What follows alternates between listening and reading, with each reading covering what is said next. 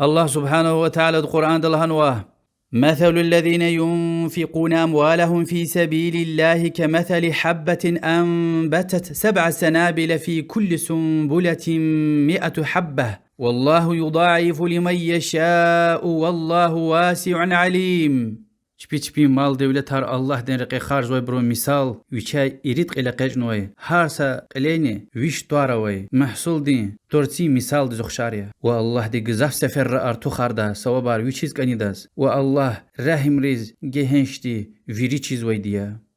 این آیت تا چون غور دا قرآن لحوز اقید زوی شعری مثال غنوه ستوار کتورلا سشمود خلقت سوا و هر سا قلینی ویش حدلت امیل ویا که پارا تورار جزوا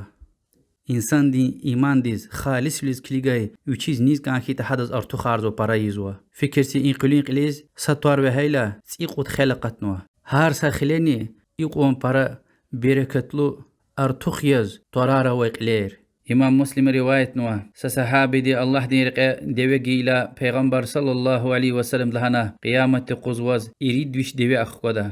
امام احمد روایت ما حدیث الهوزوا ادم رو خیری زوی الله دس خوشتیر هر ساق الله صدلای ایرید وشل دی سو بار ارتو خارزوا نیز کان خیتا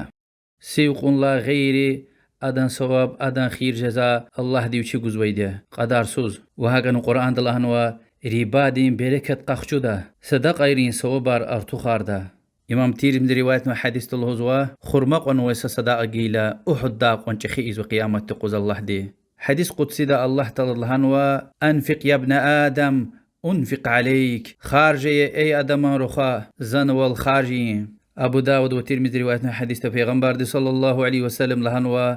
ما نقص مال عبد من صدقة الله دين لقران صدقتك مال دولة أميل جزويتوش.